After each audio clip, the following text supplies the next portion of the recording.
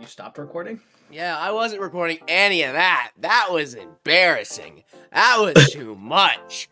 That was good for you. I was recording everything. Whoa. Wait. Hold on. I embarrassed myself. I don't want to get canceled. I don't want to get canceled. I wasn't recording. Stop. Have a good day. Recording. Have a what? I don't know, Trav. I don't know either, my guy. That says stop recording. Yeah, because it's recording.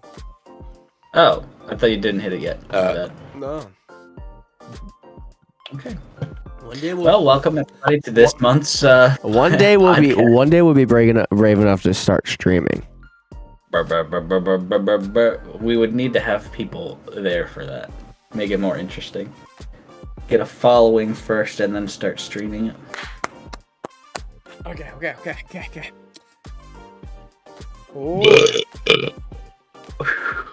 you go. Hello, everyone. Welcome. God fucking damn it, Travis. Don't make me laugh. Figure it out. Okay.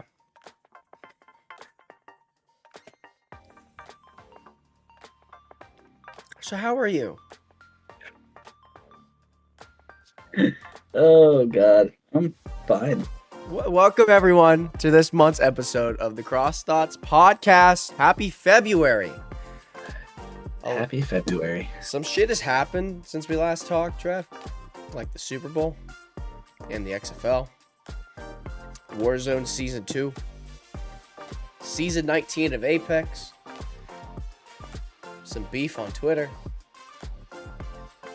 Yeah. Fun stuff. It's been a fucking while. It's been a wild few weeks since we last talked. And yeah. I'm ready to get it over with. I'm ready to get it over with. I'm ready to get out of February. I think March will be the month I change my life. Everything will be good. I'll start streaming more often again. Mental health will be great. And life will just be perfect. I sure hope so, for your sake.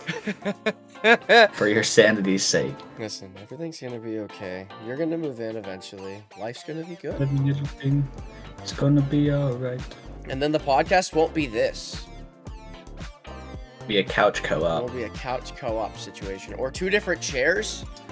The casting couch co-op. Maybe that. I don't want that. We're not doing that. No. No. You were into it at first. You said maybe. You're right.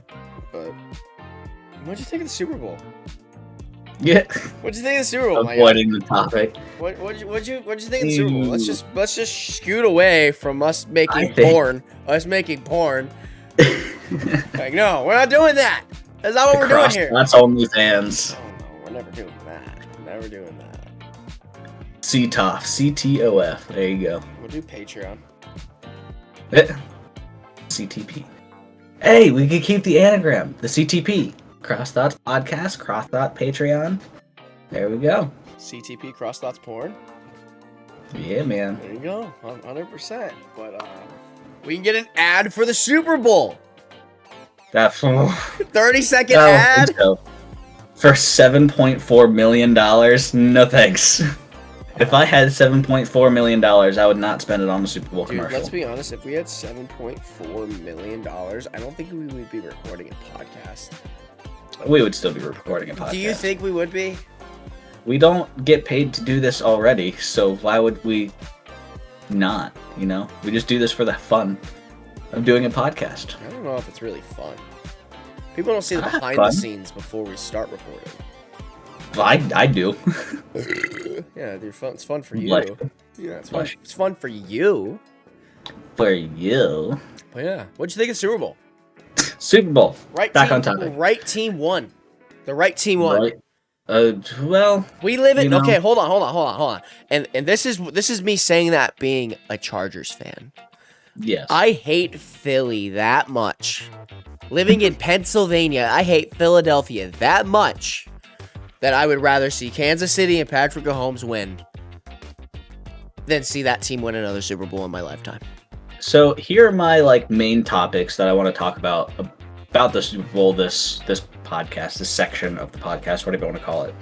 So, first things first, I really didn't have any stake in who won, so I was looking at it objectively from just like a football standpoint, right?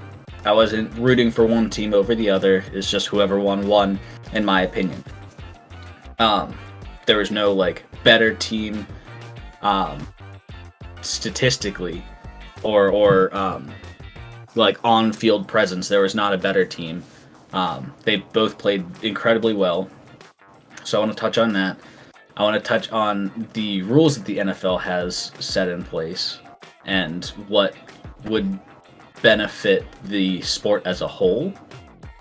And I want to talk about just how terrible the Super Bowl commercials were this year. They were so trash. So those are my 3 topics. Can we just like talk about how Patrick Mahomes slipping and sliding all over that fucking field, doesn't get hit once on a high ankle sprain. On a high ankle sprain, this motherfucker, high ankle sprain, slippery as fuck grass, doesn't get hit once. We'll get to that. Just you gotta focus. Turn around. Pay attention. Alright, so the first thing I want to touch on is, since you're so heated about the topic, Patrick Mahomes slipping on the grass. So that's another thing that was like a big issue with the Super Bowl this year is the field. Terrible. 2 years of taking care of a field for this game. Mm-hmm. And they paid over $800,000 for the field, like for the grass on the field. And both teams, like almost every player on both teams, complained so hard about how terrible that field was.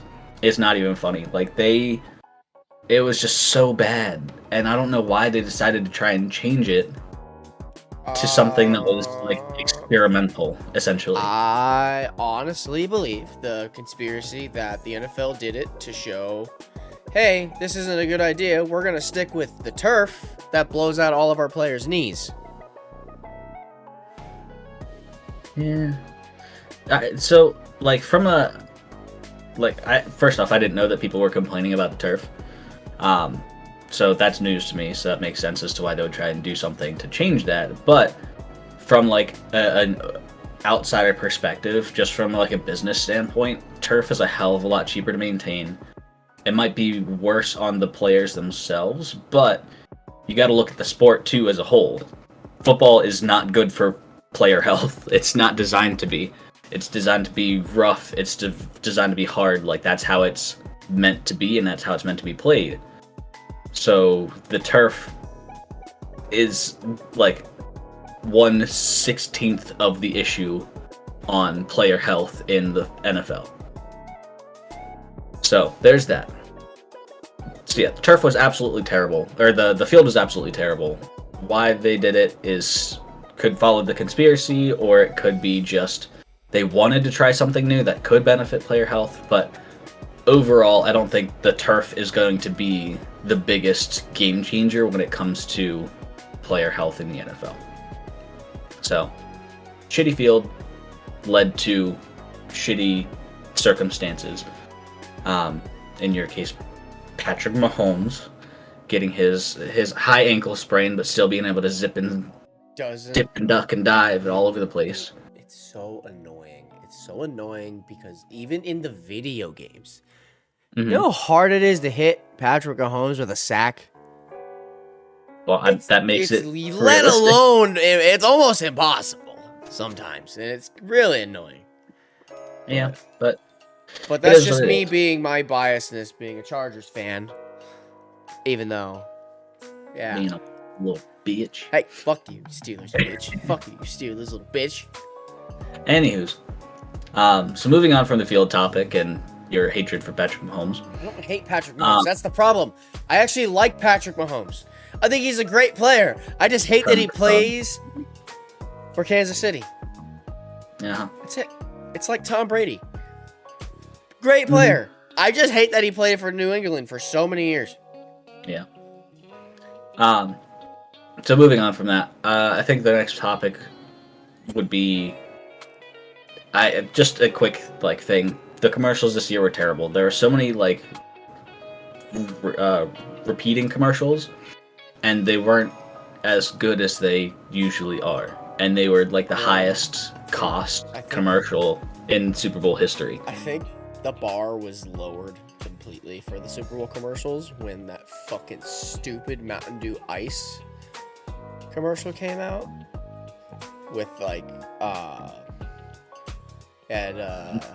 it was like a two-parter commercial. There was a Doritos part and then there was a Sprite part, and it had Peter Dinklage, is that his name, and Morgan Freeman, and they were rapping. It's like a rap battle. Do you remember this? The dream you had? Because I don't remember that commercial at all. No, hold on. We don't have time for this. We have too many topics to cover. Hold on. No. You have to remember this. I don't. So I'm going to skip ahead then to the players themselves. So Jalen Hurts had an amazing presence. It wasn't a fever dream. It wasn't a fever dream. I'm showing you this. You can't find it, can you? No, it's right here. It's right there. You can't look. It's Peter Dinklage and Morgan Freeman. I was right. Anyways, so Jalen Hurts put on a hell of a show. He had some amazing stats, some of the best, I think, in the league. Like, he had a huge Super Bowl presence for his first time. And even Patrick Mahomes at the end of the Super Bowl, they did the interviews and whatever. He even said, there should be no doubters to Jalen Hurts' potential. He is a great player. And I expect to see his name come up a lot next season and in the future, just because of what he is capable of. I think. Granted, like Joe said, I am a Steelers fan, so it's probably gonna be bittersweet having my rival team have such a great lineup. But why are you making that face? I think you're looking. I don't think you know too much about really the situation now for next year. A lot of the coaches for Jalen Hurts and a lot of his are a lot of the coaches are leaving, and a lot of the players' contracts are up or they're retiring. He's gonna have a completely different team next year. I understand that, but that leads into the overall both teams played well. The only reason I believe, and quite a few people believe, that the fucking Kansas City won is because of Andy Reid.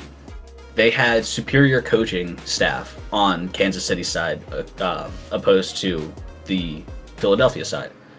So just out of raw talent of the Eagles team is what got them to the Super Bowl, and as close as they were in the Super Bowl. That's what got them there.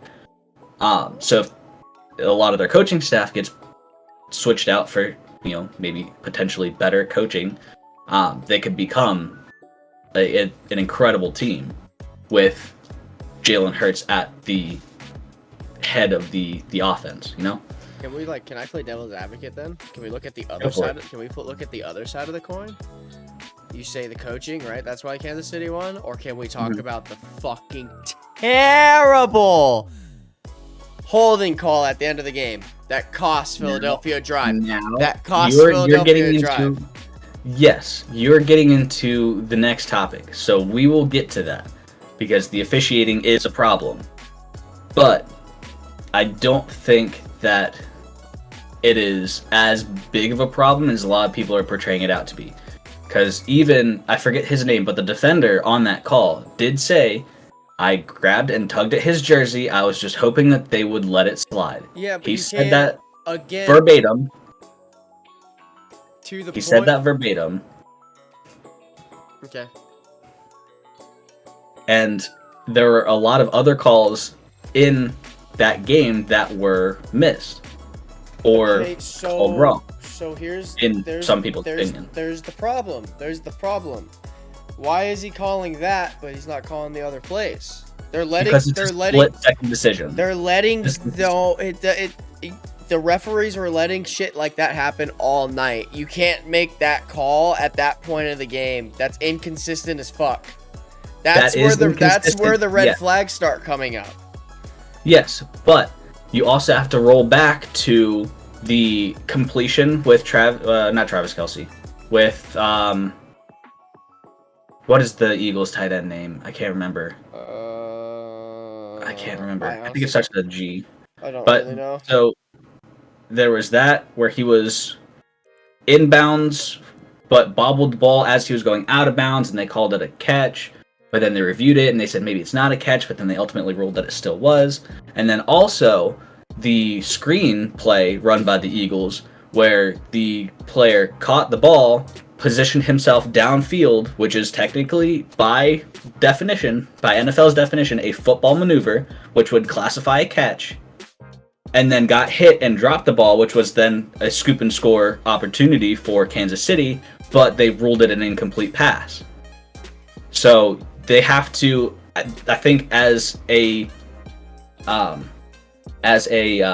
league, they need to go through and take a fine-tooth comb to their rules and define exactly what it means between a catch and a not catch.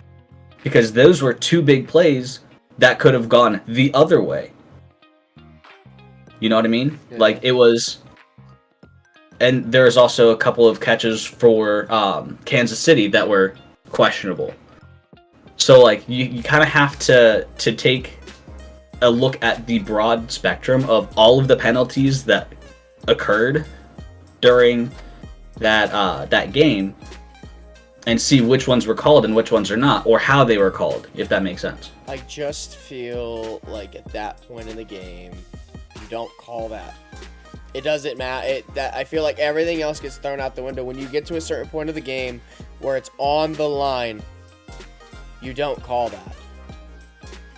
But it also brings up the point too. The other fact is, like, people are saying like the NFL's rigged. Why would the NFL rig it like that? Why would the NFL not have rigged it to the point where let Philly score? Let's go into overtime. Let's milk this fucking product as much as we can. Have all the eyes on this game. So you made 2 points in that, and I'm going to address both of them. The first one being at that late in the game, when it's that crucial, you don't call that. In my opinion, that's when you would want to make those crucial calls, because that's when it actually matters in your argument. In my opinion, all of the penalties throughout the game matter, because one 15-yard penalty could change the outcome of an entire game, because then that changes, the offense's momentum, their morale, and their attitude towards the game, and all this stuff. So any call throughout the game can be game-changing, in my opinion. So bringing it down to just the final 2 minutes of the game, and you're saying, oh, they shouldn't call this penalty because it changes the outcome of the game. Anything that was called throughout that game could change the outcome. I don't think that it was as prominent of a foul or of a penalty, but the officiant saw it.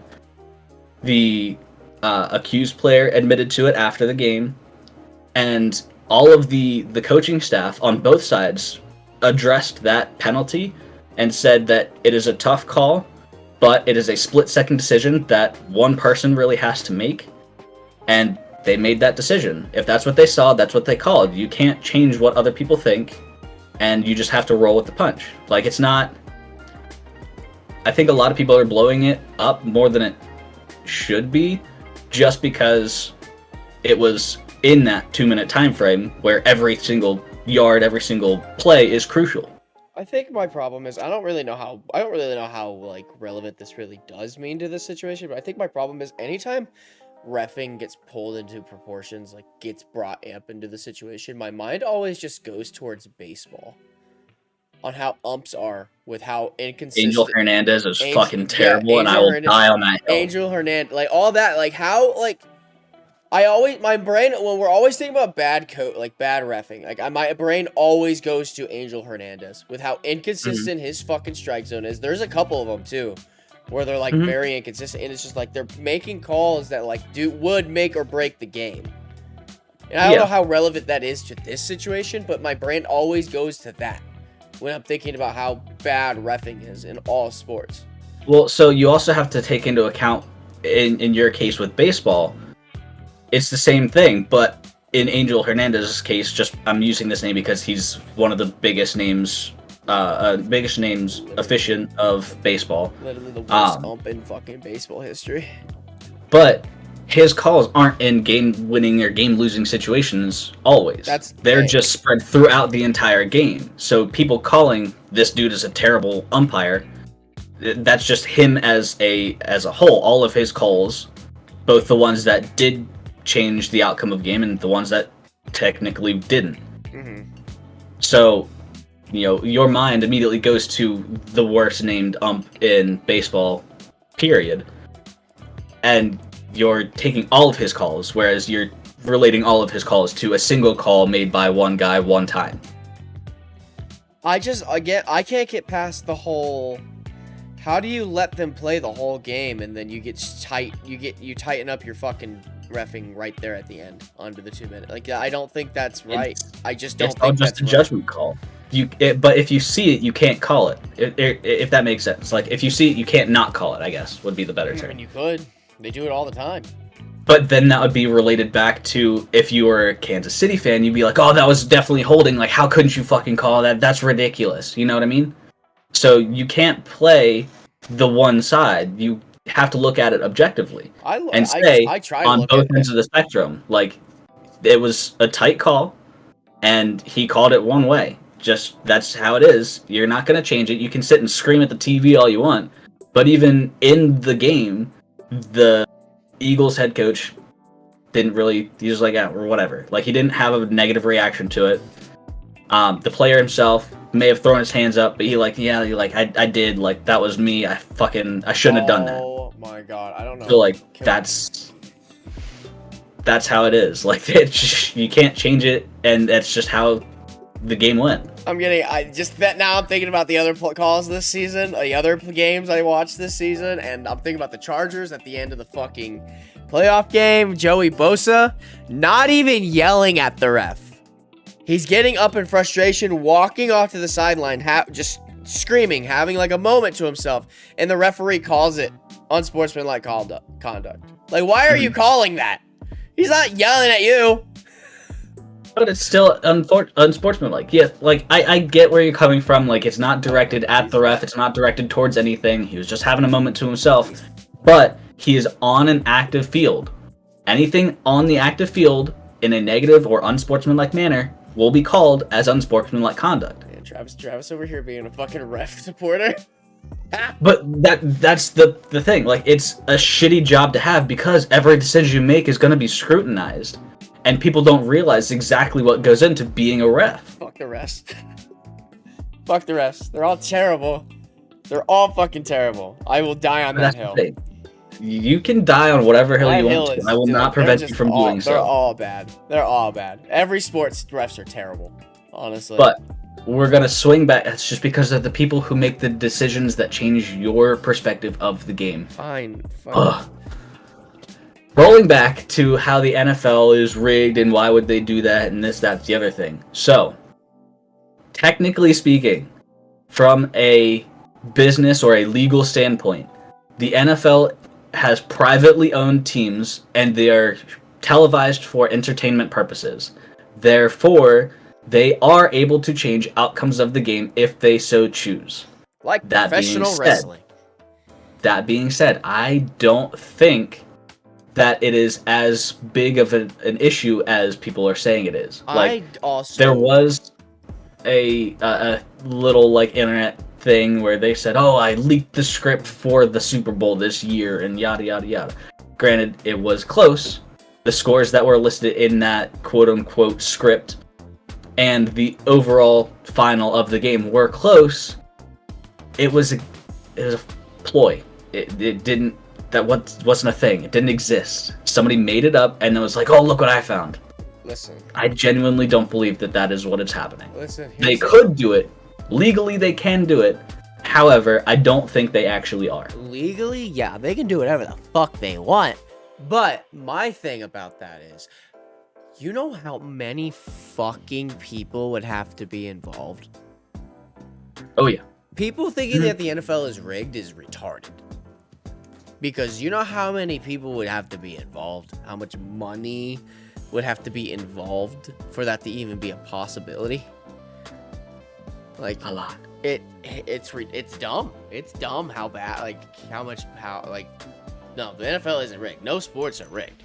The only thing that's rigged is wrestling, if you consider that a sport. But and like to that note, which is a good segue to get away from the Super Bowl topic, is the XFL. So the XFL, for those who don't know, is a secondary football league that is taking place currently. It started February 18th was the inaugural kickoff for this season. And since they've been back, because they shut down for COVID and whatnot, and took a little bit of time to get back on their feet and whatnot. But, so their premise is they are basically the experimental version of football. So there's a lot of rules that the XFL has in place that are preliminary, or not preliminary, but they are potential rules that are going to be implemented into the NFL in the future, i.e. their kickoffs are completely different. Can we hold on, first of all, if we're going to talk about that, the NFL will never allow a 4th and 15 instead of an onside kick. Just let me get there. You're jumping the gun. No, we're not jumping the gun. That is the dumbest rule I think I've ever seen. Statistically, it's not. Like, what the fuck? Statistically speaking, an onside kick only has a 12% success rate. You have a 4th and 15 opportunity has a higher success rate. I don't know the actual numbers, but it does have a higher success rate. Wouldn't you want that? Wouldn't you want the lower success rate to be the one to do? No. Or would you want You want a higher success. How did that make any sense? You have a higher chance of success, is what that means. You have a higher chance of succeeding at what you're trying to accomplish. Why would you want the other team to have a better chance of succession? No, the offensive team would have the chance of success. Yeah, but why would the defensive team want that for the offensive team? That's not their choice. They have an equal opportunity to do the onside / 4th and 15. I guess the question is, why are they making it easier? It gets better play time, better views, bigger play opportunities. What about my boys, the kickers? What about my boys, the kickers? They still get playtime on regular kickoffs and for field goal attempts. But all the extra points? All the extra points? So? I don't know, man. I don't think you are grasping the whole concept of the XFL. The XFL is basically the step between, like, semi-pro and professional football. I'm grasping the shit, but come on. A 4th and 15? At least make it 4 and 20. Why? Because you put that in the NFL, most of these QBs are making that play. And it gives them a better opportunity of completing plays and continuing their drive.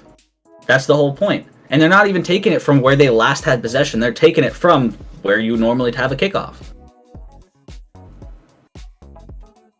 Blowouts. They want blowouts. What about? That's not how that works. Why would you take the chance for an onside kick or a 4th and 15 when you're blowing out the other team? You would kick it off and give them terrible field position, so that way they would have a further distance to try and accomplish any sort of score. Fine. I'm not going to argue, but I think it's stupid. Because you're wrong on a base level, that's why. I don't fucking care if I'm wrong on a base level. It's stupid. You are wrong, and I don't think you have the capacity to understand it. Just want to be a part of the beer snake. That's all I want. They took it away. No, they didn't. Yes, no. This is what happened. Okay, you weren't able to watch it, but I will tell you. So we keep getting further and further from where I want to be. I'm not going to a game if I can't have a beer snake. Just listen to me. Stop freaking out and have a minute. Take a seat. So, for those who don't know, Joe and I have coined ourselves DC Defenders fans, right? This is one of the teams that are local to us in the XFL.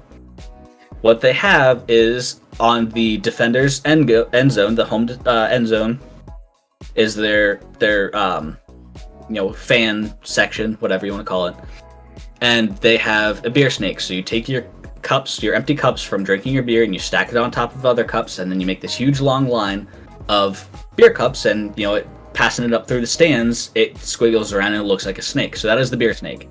So what happened in this past week's game at DC is, for whatever reason, I didn't hear why, security came and took the beer snake away. I don't know why, but they took all the cups, and the fans were furious about it, to the point where the DC Defenders had pushed back the who are they playing? The Seattle Sea Dragons back to the Defenders' home end zone. So they were on like the 2-yard line, trying to go the opposite direction. And the fans from DC were taking the half-cut lemons from their drinks, the lemonades, the beers, whatever they had lemons for. They were taking the lemons and throwing them at the players. What the fuck? They threw their lemons onto the field, and they actually had to escort all of the players off of the field for player safety. We're that nuts? So Are we the Bills? Are we the Bills Mafia of the XFL?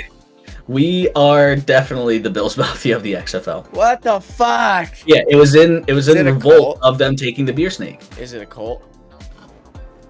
It might be. Is it more of a cult? It's very possible. I'll join a cult. Let's do it. I know you're a follower. Let's join a cult. Let's join a cult. You have fun with that. Listen, a beer and a brat, only $12. Yeah, but a brat is like $1.50. A beer and a burger, $12. It's still relatively expensive. It's fucking terrible pricing. Yes. But for most stadiums, that's kind of average. It's not bad. Yeah. As a whole, like stadium food is completely. Bro, I would be slapping $24 down for 2 beers and a fucking two dogs. Maybe or a burger and a brat. Dude, I'll be going to town. We would end up paying more for drinks and food than we would be for a ticket. Probably. It's because I'm fat. And I want to be part of that beer snake. We'll start it. There you go. We'll start. That would be the goal. No, that should be the honest goal. We should wrap it around the stadium and connect it to the ring. Giant beer ring. That's a lot of beer, man. Giant. So there's a whole ass stadium. Yeah, but not everybody contributes. We could all. Me and you could do it alone. I don't know about that. We would fucking die. We would fucking die. Yeah. So rolling back. Can we talk about something on the XFL real quick? Can we talk about something in the XFL real quick? Real quick. What is your real quick? Why was every game like a comeback moment? I think that comes down to just the teams themselves. Because this is the first time that the XFL has been back since 2019. Bro, my brother was texting me. My brother was texting me saying like, dude, Vegas looks way better than Arlington. And then Arlington's just showed up and won the game. Arlington is a second half team, just like the DC Defenders came back, and the DC Defenders are a second half team. They came back and scored, 19 points, I think, was the end? I didn't even fucking... I think. Like I said, I didn't watch it. I just saw the scores and I was like, what the fuck? But yeah, so they came back and scored all of their points in the second half. They didn't put a single point on the board in the first half, I don't think. So, I lied. I think they had 3 points in the first quarter, and that was it. Anyways, so this was the first time that any of these teams have been televised, played in front of stands, like people in the stands, a crowd. That's the word I was looking for. And the first time that they actually had full-on like pad-to-pad contact ever, like at all in the past, like, what, 3-4 years? I'm sure some of them played in Oh. the NFL. Well, actually, that is another point. A lot of these players did come from the NFL. Came from either like aged out or retirement and want to get back in, or practice squads. They wanted to get more field time to get more for their player reels. So I know Martavis Bryant from the Steelers. He is on the Vegas Vipers. Can I ask you something? The Ben McKinney from the Sea Dragons, their quarterback. He played on the Cowboys and had Where's like Ben his DiNucci? debut. No, that Ben DiNucci. Ben DiNucci. Yeah, so Ben DiNucci. So he was on the Cowboys, and he actually, his debut and only game in the NFL was on Sunday Night Football with the Cowboys, and he had like 180 yards and like some, I want to say it was like a 14 out of 22 completion percentage or completion Not rate. terrible, but hey, can I ask a question though? Talking about Yes, players coming back to the NFL, coming back. How long do you think it takes before the Antonio Brown tries to make an attempt? For what, NFL or XFL? XFL. XFL? I genuinely think he's just done with the sport. Or Terrell Owens. How long do you think it takes for him to come back? Terrell Owens is way too old. No, he's playing. He's playing in a different league right now. But I mean, to get back to the NFL or into the XFL, too old. Nah, dude, they'll let him play. They'd let him play. Marketing and money, they'd let him play. 100%. But that's not what this league is about. They're not really about the marketing and the money and all that stuff, because that's not like they're not as political, I guess, as the NFL is. Like, they don't really want or really need to get it out there, because they're basically just a filler between the Super Bowl and the start of the preseason for the NFL. So like, they're just something to have on in the meantime, and an opportunity to have players take steps to get either into or back into the NFL. That was like their whole focus. But also being an experimental playground, essentially, for new NFL rules. So, which is what I was talking about before we got on this whole big tangent, so I'm going to go back to it. So we had the kickoffs are different. The as we've talked about, the onside kick opportunities are different. The field goal, or not field goal, the point after touchdown attempts are very different, and I think that's something that could potentially make its way into the NFL pretty quickly. And then there's a few other minor things in there, but those are like the main setups, the main differences. And the other big thing with the XFL is that they are transparent with everything. So all of the coaches are mic'd up, all of the players are mic'd up, all the officials are mic'd up, and they even have mics in the what do they call it? The control center is what they call it, which is where if there's a call on the field that is up for grabs or a challenge or anything like that, that's where the play gets sent to basically get nitpicked and see what actually happened in the slow-mo cameras and all that, and different viewpoints to see or to determine what the play outcome actually is. So everybody is mic'd up, and you hear hot mics from almost everybody. Like, they'll show you on screen, they'll show you the field in the center, and then on either side they'll have the offensive coordinator and the defensive coordinator, and you'll hear them calling the plays, and then you'll hear the quarterbacks or the linebackers or whatever talking to their players, and spreading the information as to what play we're running or what coverage we're going to use and who's blitzing and who's not blitzing and all that.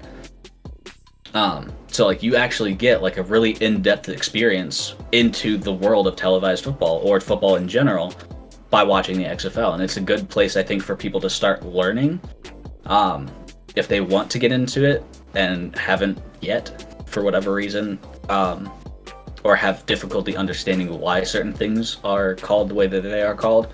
They actually go into a very deep dive into why things are called and how things are called and what penalties mean what while you're watching these games. So I think it's a great place for people to start if they really are looking for somewhere to go. Maybe. We were really into it the first time around. We had Oh, tickets. I'm really into it now. Dude, I watched. we had tickets, and then COVID happened, and then the whole league was like gone. Yep, I was so fizzled. upset. They got Thanos snapped into the ether. But yeah, I mean, and then this is cool. Dwayne the Rock Johnson This is and a couple cool of people because bought you're it just out. like, this is cool because it's like you're like not into sports.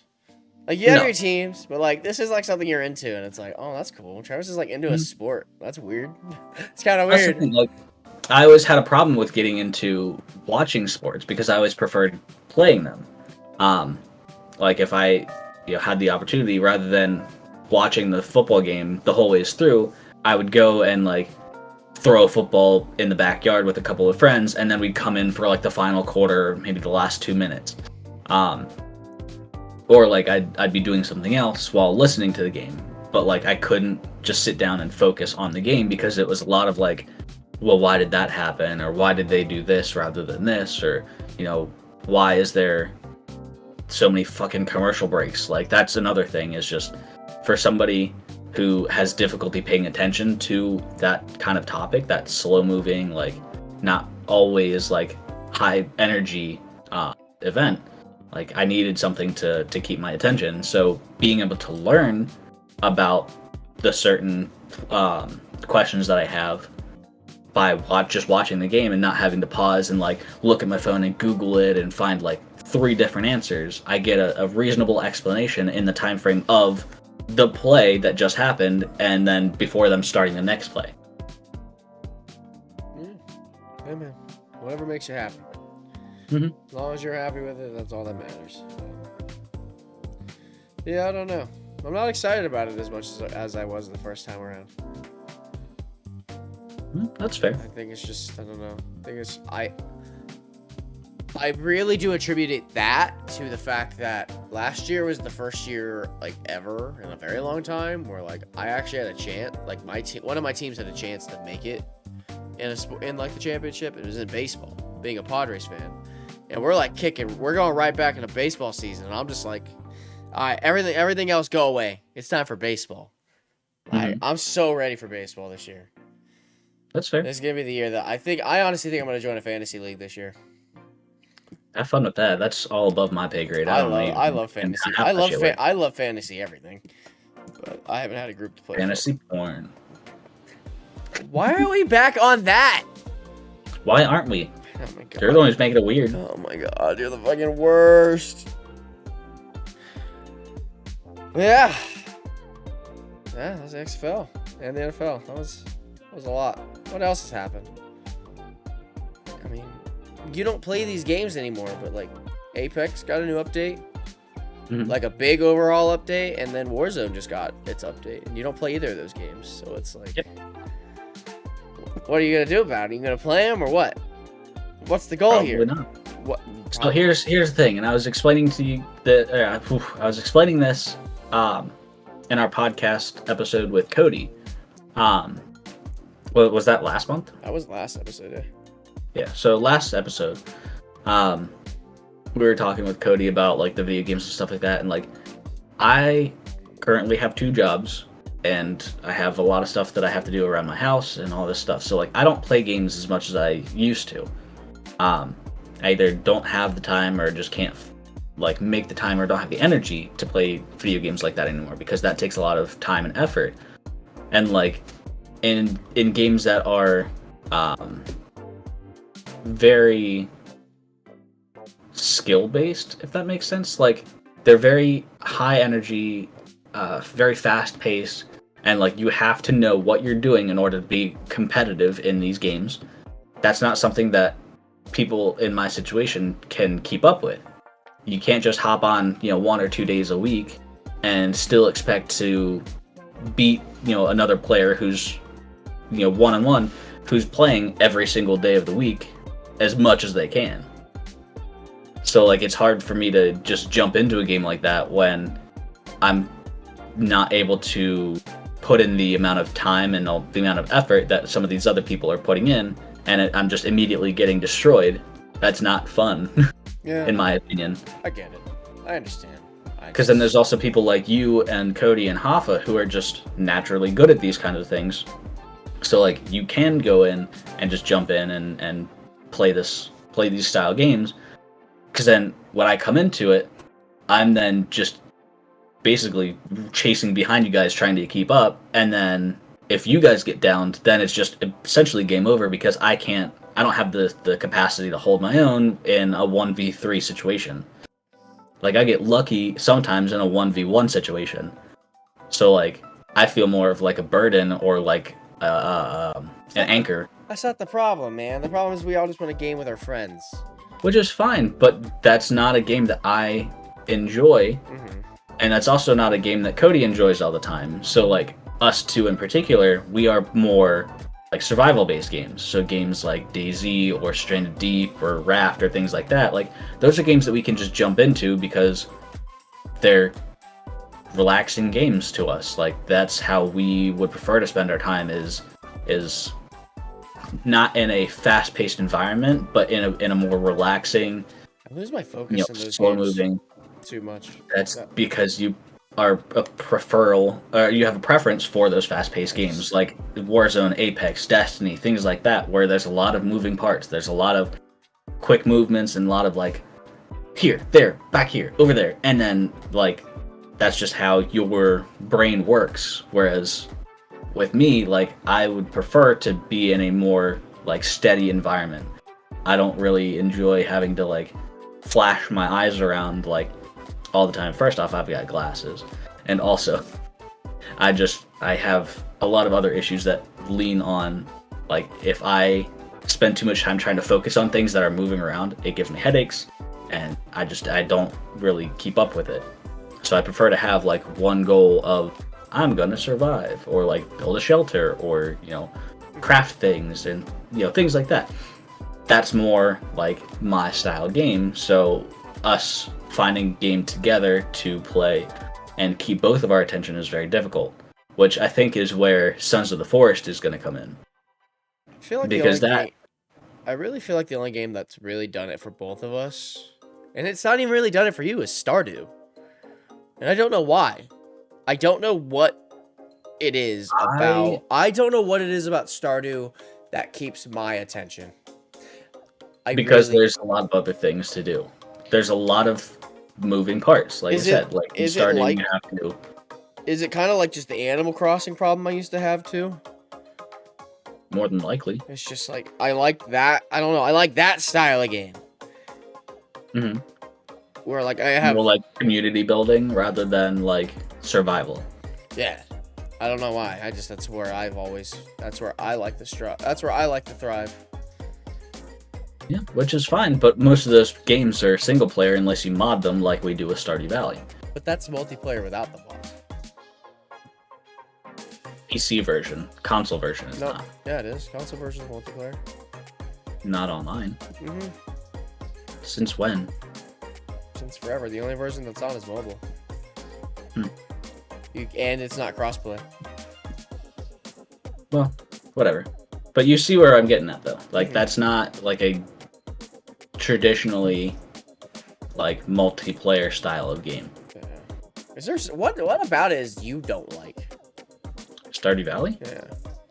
I just have to be in the mood for it. Like, I know how I said, like, I prefer, like, a slower paced environment, but in my opinion, that's too slow. Like, you have to wait for certain events to happen before you can do things, or you have to, like, there's also just too many focuses. Not that you necessarily have to, but, like, you have to regrow your farm, you have to build the community, you have to build relationships with people in the community to be able to find, like, a spouse or whatever you want to do in that game. But yeah, there's just too many overarching objectives, whereas the games that I prefer, it's mainly just, like, find these things, craft these other things, and then you have a house, and then you find these things, you craft these other things, and then you have a weapon, and then you find these things, and you craft these things, and you have armor, and then you go through and you progress, and you can, find your way off of the island, or, find a way out of the zombie area, or whatever. I hate that it's not simplified like it is in Minecraft in most games. Mm-hmm. Like, Forest, I don't get it. Like, I don't know what's good, what I need to have on for anything in that game. So I think the problem with you in that game is that you don't really care to follow the story. Because I don't know how to. See, that's the thing. We've played through this game before, and you were the one who followed the story. You just don't remember it. I don't remember how to. I don't remember how to start it. Yes. There's no start. Like, you're not gonna get a cutscene that is gonna be like, this is how this started off. You know, you get the opening cutscene with where the plane crashes and puts you on the island. So that's like your start of the story. And then it's just open world from there. So at that point, you would have to go down into the mines with your basic weaponry because that's where all the enemies are. So you go down to the caves, and then you find different things. Like, you find the picture of Timmy. You find pieces of his toy. You find like headlamps. You find chainsaws. You find, I think, a gun at some point, or gun pieces. You put together a gun, and then eventually you find your way to the final area, which is the big ass hole in the ground, which then leads you to the final parts of the story. But as you're going through and exploring the island, which is like the main drive of the story, is you just have to explore to find more resources, that's where you find your story. It's just you happen upon it. You don't have like a specific order you need to go in. You don't have a specific timeline to follow. You just have to stumble across things. And then it explains itself as you find more and more products. Fair enough. I don't know. That's just the only one that I've really ever really gotten into, I feel like, is Minecraft. And then Raft. We got into Raft.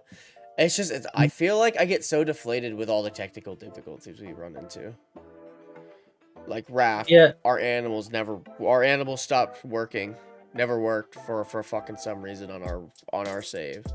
On our regular save, they were bugged out. But we haven't tried again. Like, we tried to start again, but we never actually got together and did it.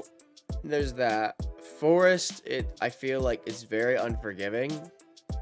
It is very unforgiving. When you like lose something, you are fucked, kind of unforgiving.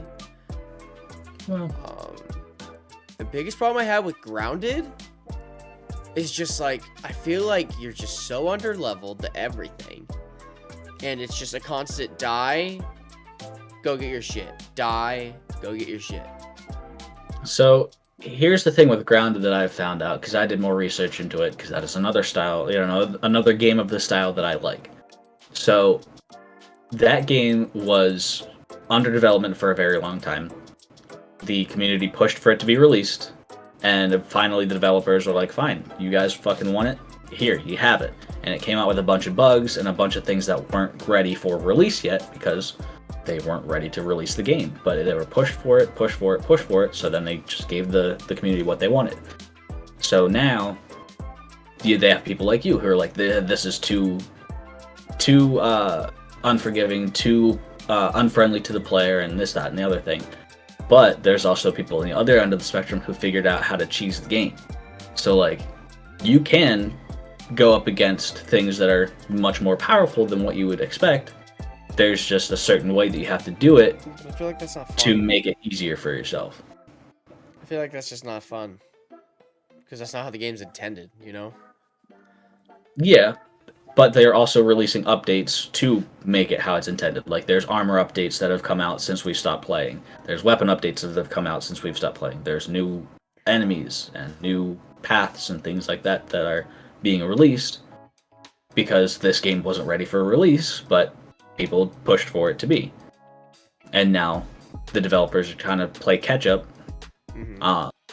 to fix the problems that people are finding, even though they would have been fixed had people just been patient. I am just ready for our next We Were Here game. I'm really ready. I'm ready for our next game that we find, or one of us stumbles across, that's like co-op, that we could play through. Have a really good time. Whether it's just a fucking 4 or 5 hour experience, just like We Were Here was. But it was just that game. There was just a spark. That was a spark that I haven't felt in a while. And that's what I'm trying to find for us. But it's very hard. Like, I think the other problem that comes across is my schedule for being able to play games. Because like back when we were playing We Were Here, I was able to get on for, a good 4 or 5 hours every night because I was irresponsible with my time, and it had a major effect on my mental health and my physical health, just in general, staying up super late and getting up super early and skipping meals and things like that. So I've kind of taken a step back and been like, okay, this is really bad for me. I should probably slow it down. So now I can only get on once, maybe twice a week. So that's going to change how our dynamic works with the games that we play, because you're going to be more playing with Hoff and Cody doing your fast-paced games, whereas I'm going to be like, all right, well, you guys can go have fun doing that, but when I have time to get on, I'm going to get on, and I'm going to be in the mood to play a certain game, whether it's Stranded Deep or Grounded, or sometimes even I do get urges to play Warzone or Apex. It's just those come few and far between, so we don't really have that common ground, if that makes sense. The game doesn't even have to be fast-paced. Like, I understand. We Were Here was not fast-paced at all. That was probably the slowest game I've ever played. But I think it was just the puzzle solving as a team that was really fun. And like, I was hoping, like, if we're gonna like go into that, I was really hoping A Way Out was gonna be like that for us, but it never felt that way. Yeah, I think it was because it was less dependent on the other person. Like, yeah, there were certain things you had to do together, but like, if they had coded it to be just the other player is just a CPU, you'd be able to still be able to complete the game by yourself. There's no codependency that's necessary. So I think they really stepped up their game with that aspect, and It Takes Two. But I've already played through that. I don't really want to play through that again, kind of thing. But like, I just want like a fresh experience for both of us. And I figured it'd be easier to find it, because I figured we're both on TikTok. I'm sure we both would find something eventually. But like, and nothing's been popping up. Well, the other attribute you can have to that is that there's a major lack of creativity in just the media world in general. A lot of things are being remade or remastered because people can't come up with fresh ideas or ideas that they think are worthy of putting the effort behind to develop these new games or new movies or TV shows or anything like that. Like, there's just such a lack of creativity in the media these days that it feels dull. There's not like a refresh. There's not anything interesting or new that's coming out. It's just more of the same old shit. Yeah. I.e., season 19 of a game that came out how many fucking years ago? Okay, but... Whereas, there are so many other avenues that you could take. You could develop a whole new portion of that world and make it feel fresh and new, but instead you just have the same shit being pushed out, so you're going to the same places with the same guns with the same people. That's not interesting. That's not new. You could develop a whole other world in that universe, so that way you can still have like relations back to that original game or that original creation. So that way you can still tie them together, but you can have a whole different experience. Yeah, I understand that. I do understand that, but... Or even, Apex, take the Halo series example. This season's cool. Season 19's great. They didn't give us a new legend, which I'm so fucking happy about. They focused on fixing the game. The new character, like... What would they be? Like classes? Character classes are way better. They're way better. They're separated a lot better. And the game actually feels good. The lobbies feel great. And I don't know. That's absolutely fine. I miss and Cody bopping kids on King's Canyon. I understand. But that's what I'm getting to, is it's not anything that's new. They stopped putting out new content, which in Apex's case would be new legends, because that's basically all that they have focused on in the past however many seasons. So now they have an overabundance of characters, the same guns, the same maps, and literally just like to your point earlier, the only benefit of this new season is that they actually took the time to focus on the gameplay itself to make it more smooth. And TDM. Which is, such a basic thing that you think a game should come out with originally. Yeah. They took out arenas. They actually removed content to add this in. Yeah, so, like, that's the thing. Like, it makes so little sense that we're working backwards as, like, a media standpoint. So, like, instead of having 19 seasons of a single game and just trying to shove more people into that game, cut it at, say, 5 seasons, 6 seasons, whatever. Because normally the seasons come out once a year, right? But then you gotta understand the people in my situation, everything people have bought for those games is just gone. Which is understandable. However, one, it's a free game, and I have a very big problem with people dumping money into a free game. That's how the game stays alive. You can get all the same things by RNG by just playing the game as regularly as the game requires you to complete everything that you need to unlock the game. But basically, the game in my opinion, no, listen, needs it to survive. But listen, microtransactions as a whole are just a fast pass, essentially, to anything that you could want in the game. Because none of the things you can buy in the game improve your gameplay. None of the things that you can buy in the game change the way the game plays. It is all cosmetics. It's just the way things look. Right? Your heirloom items, they are just your melee weapon. It doesn't change how long it takes for a melee attack to kill somebody. I only say this because if we're not just talking Apex, there has been cases of pay to win cosmetics. But in that case, that is just, again, a fast pass way to, i.e. the Flatline Battle Pass skin from like Season 3, the worst season of the game, has the best reticle in the game, and it's just like, can't get it anymore. Sorry. But that's what I'm getting to, is like, it's coming from, like, I would say, like, a weekday warrior type gamer. Like, I can only play certain times, like once or twice. Like, fast pass, or like paying for a battle pass, or paying for anything basically in game. If it changes the way the game is played, it limits the people who can play it, if that makes sense. But also, for things that are just cosmetic, literally the only reason why people would need to pay for it is because they're too lazy to go and just work through the game to get the things that they want. That's fair. That's very fair. But again, also, if you come down to the game itself, if you limit the game to only 5 seasons, 6 seasons, whatever, a reasonable amount of time for a game to be relevant, and you take those 5 seasons to then, in the background, develop another game in a similar fashion, whether it's just a reskin of the same game, which I hate that people doing, but that's another way of keeping things fresh and new. Fortnite. Yeah, i.e. Fortnite. I think Fortnite doing it is okay though.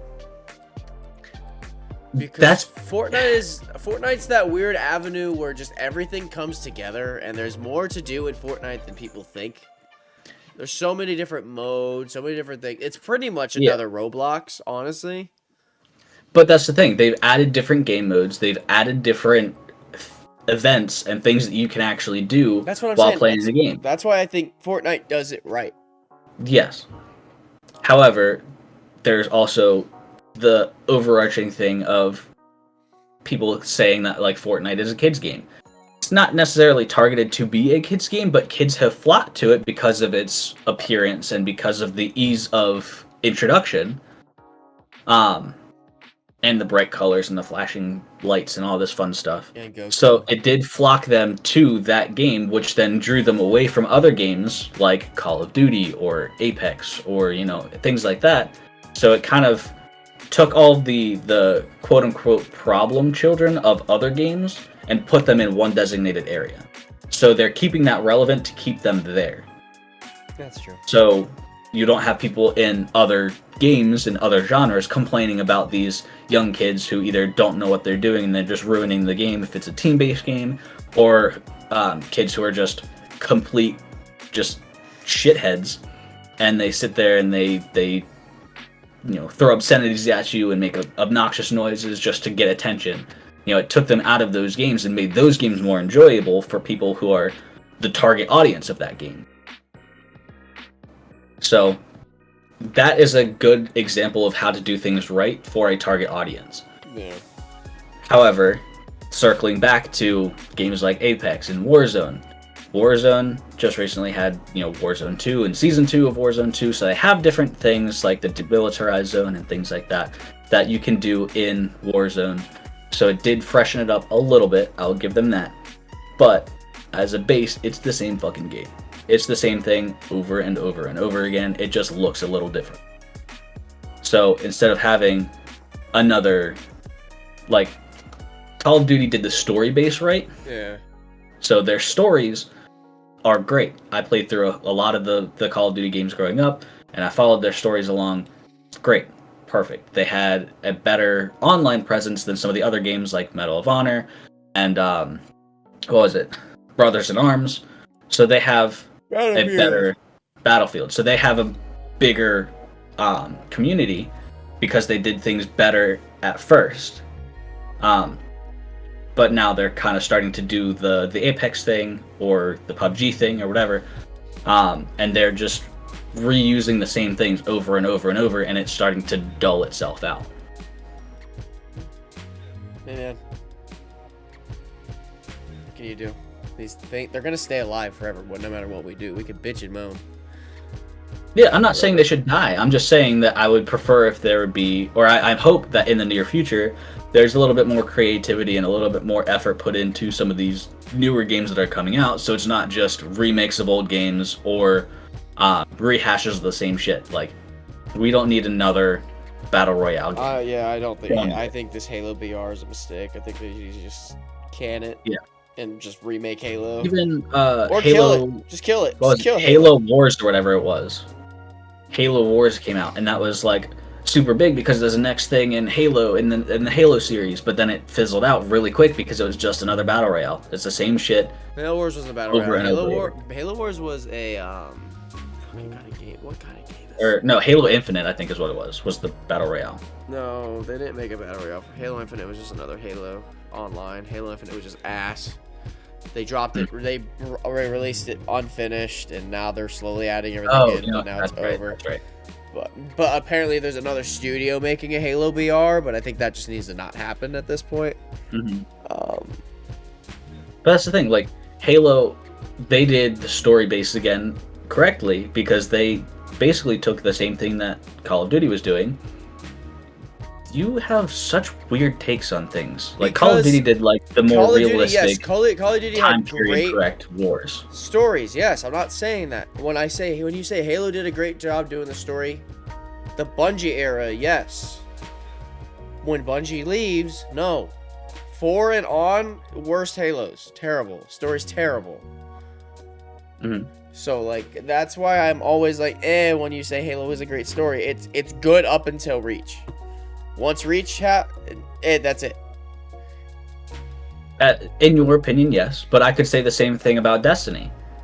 You are a very big Destiny person, and like there's a lot of lore behind Destiny, but you have to go through a lot of trouble to get that lore, and you have to be all about that lore to be able to follow along with the games and put the money down to buy the base game at $60 plus all of the DLC for the first game, so that way you get the first part of the story, and then Destiny 2, you pay for the Destiny 2 game, $60 for that game, and all the DLCs that come out for that to then extend the story. No, we don't even want to bring Destiny into this because you can't even get the full story of Destiny anymore. Exactly. You can go back to D1. You can go back and play Destiny 1, get everything up to the end of Rise of Iron, but everything from Rise of Iron up to Shadowkeep, you can't. There's nothing there. You have to go watch videos or go and all that stuff. That's another story for another situation, but that's for another day. Like, that's just not. We're not getting into that. That's a whole other gripe I have that I don't want to talk about right now. But yes. Your point, yes. Destiny is probably the hardest game, especially now, to get into. Like, especially lore-wise, like, it's almost impossible. But yeah, that's what I was kind of getting to. Is Call of Duty did a very good job at recreating the actual, like, not actual, but technically the period correct wars that happened and certain things that happened in their progression and whatnot. Obviously, they wouldn't do it like exact, but they came close. Battlefield did the same thing. They're just actually more period correct. Like, a lot of their characters, their names, they're actual people who fought in actual wars and actually died. So, like, they did more research and they were more specifically accurate to the wars, whereas Call of Duty was more of a blanket, just like, these wars happened at this time and these were the games that happened at this, or these were the guns that were used at this time and the equipment. Whereas Halo took a fantasy approach to it. They're like, these are wars that could happen and how these wars could play out, and these are the equipments that could potentially happen. So personally, I think Halo has more creativity in that aspect, and they did a very good job of portraying it at first. They have since fallen out, since their games have been taken over by a different developer and things like that. It's just some people have different preferences for where the story should have gone and has gone, or, you know, vice versa. They like the way that the story has gone. So, like, it comes down to the creativity thing and how things are playing out now. It's a lot of rehashing and a lot of reskinning of the same old shit. And I just want new shit. Well, our gaming struggles will continue until then. But yeah, this was a good episode. Made it a little longer than an hour. Kind of makes up for last one only being like 45 minutes, but it's whatever. That was kind of my fault. I was on limited time. And we were really struggling to get an episode out for last month, so you get what you get. So, yeah. Don't fucking complain. But that's it for us today, guys. Hope you guys enjoyed. Leave us a comment down below on what you'd like to talk, what you would like us to talk about next time. Be cool for some feedback. Leave a like. Share this with your friends. Yeah. Subscribe. Ring the bell. Smash that like button. Destroy that bell. Make sure you click the follow button on all your socials. Do all that. Do all the cringe shit that all the other YouTubers do. But yeah. You gotta put explosions on the screen. Boom! Yeah, no, fuck that. That's too much work. But until next time, guys. Hope you guys enjoyed. We'll see you later. Bye.